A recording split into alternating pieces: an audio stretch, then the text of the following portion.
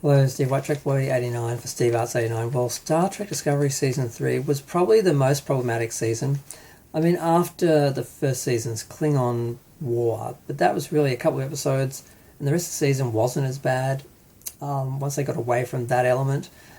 Although I hate the Mirror Universe, but some people love the Mirror Universe. But Season 3 could have been interesting. Basically, they jumped the crew into the future, and I thought that what they would do is they would just have the crew just lost in space in the future with, nowhere near anyone, and just having all these adventures with new aliens and no crossing over with any established lore or canon or anything. I thought that was the point of taking it into the future, was to save that. And then they go straight back to the Federation and undo everything that Star Trek was. And when I first saw the trailer for this season, the idea that they destroyed the Federation and essentially destroyed Gene Roddenberry's vision of the future in Star Trek was really upsetting. I nearly cried in the trailer. It was just in the trailer review, which annoyingly got more views than any Marvel ones, which was like thousands. But the idea that they did that was just a mess, and they didn't have to. They could have gone just 10 years, 100 years into the future and sort of told the same story without having it be so unbelievable and saddening, because basically the Federation, they go 900 years in the future, and in the meantime, basically, there is an alien that is connected to a dilithium planet, and when its mother dies, it screams, and that resonates with all the dilithium in the universe, which basically goes inert, and all the warp drives basically blow up that were actually active. And the idea of that as a story is interesting if it was, limited to like one solar system or galaxy or something that it affected. But the idea that it is spread out to the whole universe and destroyed everything, and that the Federation didn't have the means to create or develop other forms of powering warp drive, because there are other aliens that had other forms of ways to power warp drive that we saw in the original series and Next Generation and all that. So I don't see why one of these races either wouldn't have taken over, or they couldn't have worked with one of these races and developed everything. I get the idea that if the Earth did become xenophobic and shut themselves off, they would have stagnated and not developed or anything. But the idea that that would happen, I can't believe. Now, I just don't believe that's what would happen. And the idea that they were saying in the future that the Federation would fall apart, and the idea was that the Federation was destroyed. It wasn't destroyed, it was just like frozen or paralyzed, basically. So it wasn't as bad getting into the seasons. I thought the Federation was still there, but it hadn't gone anywhere in 125 years, which was ridiculous. A few years, sure, but 125? And a lot of people were very cynical, like, oh, they needed St. Michael to come and fix everything. It's like, it wasn't about Michael Burnham being special or something. It was about them having the spore drive and a technology that they didn't have, and that changing things. And then the idea of reminding them what they were and trying to get to something better. And part of the problem with New Trek is, instead of just us being in a good place and it going out into space and exploring space and the universe from that point perspective of being, in a good place, they're all about, they just destroy everything and then they just put it back together and get back to where we were before. And it's like, oh, that's our story, humanity being optimistic and overcoming problems and building towards something better, as opposed to just being in the something better and going from there, which is what the original Star Trek did. So it's not very inspiring to see everything be destroyed, then just put it back together and end up where you were before, which is what they've done in many episodes of New Trek and many seasons of Discovery, I think. And all the Star Trek movies, the JJ movies, were basically just getting things in place where they could go off into the future and boldly go, and they never boldly went. At the end of each film, they promised to boldly go where no one's gone before and have a Star Trek adventure, and they never delivered. The first time was getting the crew together. We thought, oh, the next film will be an adventure, and then, yeah. So the same, that seems to be Kurtzman's idea of what Star Trek is, overcoming problems, with an optimistic group of individual, diverse people where their differences are their strengths and all that. They get that side of the show right. But that's it. And we never we just return to where we were before, and we never really do anything. So there are a bunch of issues with the show, but let me just go through the episodes themselves. Now, the first episode, the whole episode is just Michael Burnham lost, finding Booker, fighting with him, and then it's just the whole episode. And I watched that actually the night before the rest of the season, because I started and I'm like, I can't do this show. It's too late. I need to go to sleep, and I need to have a bit more energy to go through the whole show, and I'll be dealing with one episode less, because it's like 13 episodes minus, because they don't all go for an hour, only one episode does, so it ends up being minus about an hour and 40 minutes, so it's like 11 and a half hours or something. It was a stretch. I did it in one night, in one day. So the first episode, That Hope Is You, Burnham's basically lost, finds Booker. The second episode, Far From Home, it's kind of interesting. We have the crash of the ship. Now, really how the bottom of the ship wasn't more damaged, I don't know. They could have spent an episode or so fixing that, but I don't know. Is it that really interesting? But it's kind of realistic. I'm not quite sure. Did they melt the ice before they landed in it? I'm not quite sure how they soft landed like that without the shields. But it was an interesting story to have a ship crash on the surface of a planet and having to then deal with the situation where they couldn't get away. That was interesting. Some of these episodes are actually interesting in and of themselves, once you get away from the overall story for the season. Episode 3, People of Earth, that's when they go back and we find that Earth has become totally xenophobic. They're shut off, and they have just basically, they're just taking care of themselves, and they've let the rest of the galaxy sort of fall apart, and they've just sort of maintained themselves and made the Earth a self-sustaining place. It's peaceful, it's happy, it's functional, it wasn't destroyed. Starfleet wasn't destroyed, the Federation wasn't destroyed, the Earth wasn't destroyed, but they did become isolationist. And, you know, it was sort of depressing, but at the same time, it was all sort of still there. They didn't destroy it all, so that was a relief. But the fact I'm just relieved they didn't destroy the Federation is like, it's like, that's not a very high bar. Oh, they didn't destroy everything. Okay. Now episode 4, Forget Me Not, that's where they have the, now the trans kids were a bit of a stretch. It's like, why would we have kids on the crew? Okay, we meet these kids through, you know, interactions with the people we're dealing with, and all that's fine. And they have a love story. It does seem to be pushing a bit of an agenda where it's like, well, it's a hot button topic at the moment, you know, trans kids, so let's have two trans kids on the show. Not both trans, but I mean non-binary, and let's just, you know, do that story for the sake of it. It does feel like that at times, and it's not super interesting, and I still don't really understand how Grey is there. I can't remember how they deal with that in the second season, the fourth season, which is the second season with these characters. Because I wasn't that interested in the kids' romance, and it's like they're teenagers. It's like they'll fall out of love in a year and fall in love with someone else. I mean, that's just, you know, had they been dealing with more mature adults, I think it would have been more interesting and more believable and easier to invest in than just a couple of kids. So, yeah. Episode 5, Die Trying. Now, that's the one where they actually have a little adventure. They have to go off and find these seeds to help a race that has gotten sick from scavenging from old products and stuff. And it's like they're trying to prove to the rest of the Federation that they can actually be of use, because the Federation is acting like you're 900 years old, you cannot be of use. And I'm like, they're just kind of like an alien race with less advanced technology. Like, would you really treat them that differently? So they go, and the alien security officer from Enterprise actually, why she even came from Enterprise, because she just stays here with this little group of people from her own race, and sort of joins on with them. It's like, okay, why did they bring her if they were just going to leave her somewhere? So I don't know why they didn't just keep her on the show. Maybe the actress wanted to leave for some reason, but she had a decent role. I don't know why she wouldn't have just stayed. But it's kind of an interesting episode where this guy has survived, but his family hasn't, and he's sort of kept them alive through artificial means, and it's kind of sad and sort of creepy and atmospheric, and it's just a decent episode. Some of the individual episodes are decent. Now, episode 6, Scavengers. This is one where what? It's about Book. They have the retrofit of the ship for one. I forgot to mention that. But Book is lost, and they have to go find him.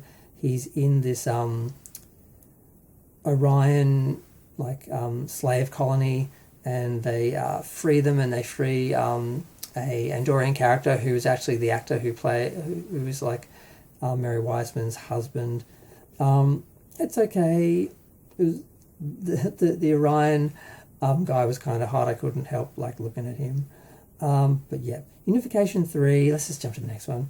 Unification 3 has them trying to negotiate with the Vulcans to get more information about the burn, to try and uncover, because they're trying to work out what the burn was, where it came from, and how to fix it. So they have to negotiate, and Burner's mother comes on, and she's horrible, and she has to basically destroy her so she can negotiate honestly with full candor and all this sort of stuff. And it's kind of cringy, and the fact they use footage of Leonard Nimoy from the original series from a different universe, a different timeline, doesn't quite work, although the same Spock could have said something similar in that universe. So it's a bit of one of those moments where it sort of reminds you that the series doesn't really work unless it's in an alternative universe or a different timeline, which they were sort of establishing it was, because I totally forgot to mention the Traveller from another seriously, did I totally forget about I think, no, oh my god, am I totally forgetting about the episode with I did, the Guardian Forever. We had Georgiou basically being honoured, and she redeemed herself on some level because she went back to the mirror universe through the Guardian Forever, and she was changed, and she couldn't see the Kelpians the way she did before, and she couldn't do things the way she did, and she actually thought the only way this empire is going to survive is if we make it livable for the people that we are controlling and overseeing. And she tries to do things differently, and they're like, okay, the only way to save you is to move you from a different timeline or universe or whatever, because the fact she'd moved so far from the mirror universe, it was affecting her on a biological level, genetic level, where her cells were literally her DNA was unraveling basically, because the universe was separating, and they were so far apart that she couldn't survive. The same thing had happened to another traveller who'd come over from the Kelvin timeline universe, and that's messy. That's like a whole video on its own. I did a bunch of separate notes. That's why I forgot, because I wrote a bunch of separate notes on my computer instead of writing my notes on here about that, because I wanted to do a separate video about that. And yeah, they throw her back into the mirror universe to see if she could be redeemed, so they see if she was worth saving, basically. And she is, but then the crew toast her I get that she sort of became a member of the crew on one level, but you could never forget who she was in the other timeline. You really can't escape your past on that level. You can change and be totally reformed and redeemed on one level, but you still committed crimes. So it's like they're just trying to forget that part of her character that they wrote, and it doesn't quite. You can never really forget who she really is. So I'm forgetting where that even happened in the season, but it was a couple episodes before the end. It was episode 9. It begins with Georgiou, and she's got all these problems. We show Grey existing. I'm not sure how. You're the soldier, of course, that was his name, and the temporal timeline made us sick. All of that's in there. I just found I did actually write some notes for this. But I did some separate ones where I was writing down the quotes from the show just to get it accurate and everything. So it's they spent a lot of time dealing with that, and then the next episode. Really, I didn't write down the name of the episode. God, didn't do a good job with my notes. They basically are starting to get towards the end of the story, where they are covering. They're finding where the actual burn originated. Then the next episode, Su'Kal, they actually go there and find the alien Su'Kal and work out what happened, and they have to try and work out how to actually fix the problem. I mean, they can't reverse it, they can't really fix it, but at least they can stop it from happening again by removing him from the planet and having him understand, working out what happened, and then having him understand what happened, so that situation can't repeat again, which is important. That's about all they managed to do, though. Now that's episode 11. Now episode 12 and 13 is more to do with Osyraa. She takes over the ship. She does it for leverage because what she wants to do is actually join with the Federation, and she knows that their empire can't exist forever. They do need to actually make things livable for the people, which is sort of the same conclusion Jojo comes to. And she makes an honest attempt, I think, to negotiate with the Admiral and Starfleet, but they do reject her because on some level she still wants to hold on to some of her dictatorshipness, some of her, and we see she reverts back to form very quickly and becomes incredibly violent when dealing with the crew. And we have basically the crew being taken captive. They're on the ship, and even though Michael Burnham's there, and she's basically taking on Osyraa single-handedly, and the ship she has the rest of the crew working on saving themselves. So it's nice to see the crew actually have their own story and take on their captors and everything, and going down to the bowels of the ship and fighting and all that. It was good to see them have their own sort of story. It wasn't just them sitting on the bridge waiting for Michael to save everything. So that was good. But we still had Michael sort of taking on Osyraa at the end and sort of saving the day on one level, but she didn't do it alone. It was her working with the crew, even if it was her alone and the crew sort of on their own. At least it was an improvement on past seasons where it was just Michael saving the day and everyone just sitting around waiting to be saved by Michael. So that was an improvement. And that's pretty much episodes 11, 12 and 13 is basically working through all that. And that's where they have the horrible fight scene on the turbo lift where the inside of the Discovery is just so cavernous it's ridiculous. Now, in theory, the ship is very long across and long ways that you could have actually had a very long turbo lift fight like that. And there are sections of the ship that could have been that long and that wide, but there's really only one section of the ship in the neck where it could have been long enough for someone to fall to their death. And even if that could be managed realistically, the way they depict it to look like this giant cavernous thing, it's just not possible. And it's not worth that one thrilling, sort of scene on the turbo lift, that chase, to undermine the whole believability of the Discovery as a ship. So that scene is just bizarre, and because that's in the last episode, like the empty ship, and basically because that was There Is a Tide was the name of the episode, the 12th episode, and then That Hope Is You Part 2 is actually the last episode of the season. The first episode of the season is called That Hope Is You as well. The 11th episode is just named after Su'Kal because they finally uncover Su'Kal, and he's basically living in this hologram world that's been protecting him and keeping him safe that his mother set up while she was hoping that someone would come and rescue him, not knowing he was going to destroy the whole universe and be stuck there for 125 years. But unfortunately, what was the name of Saru's race?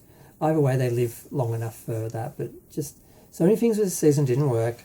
The future they set up was disparaging and just not just really regressive for Gene Roddenberry's vision of humanity, basically saying we basically couldn't solve this problem and we just stagnated and didn't, that wouldn't happen. Humanity wouldn't happen. There'd be someone who would find a way. And the idea they needed someone to come in from the past with, this different technology to save them, it's just very disparaging and just not a feeling great story. Just at best they were restoring something that we already had. It just really didn't work. There are some individual episodes that worked, and the crew camaraderie and some of the characterizations and the relationships were all good, but the overall story just wasn't an exciting or interesting story. That's why they only really dealt with it for like a couple of episodes in the actual season. Towards the end was when they really dealt with it. And then, like I said, it could have just been a one-off episode where this happened in a galaxy or in a universe or something, or a solar system where it was just, how did this happen? Oh, I'm working it out. There's a little bit of a mystery there, but ultimately not a satisfying one. Then we have Saru leave to go take Su'Kal back to his people and try and help him rejoin his sort of people and everything. And We have then, the Federation starting to look outwards and people coming back into the Federation and being brought back into the fold. And, again, it's good to see them fixing everything and the Federation being restored, but still we're just getting back to where we were before. We're not really achieving anything. There's no growth. It's 1,000 years in the future and we're just having the birth of the Federation again, or the rebirth of the Federation. It's just regressive as a whole. So, Season 3, big overall issues with just the whole idea of the season, and then individual things that really didn't work. But then individual episodes that did work. So, bit of a mess, and sort of the sign of things to come, because the next couple of seasons had similar sort of problems with dealing with the 31st century and that. But I'll be doing a review about that in a minute. But I'm going to go. Feel free to share, comment, subscribe, and let me know what you thought of Season 3.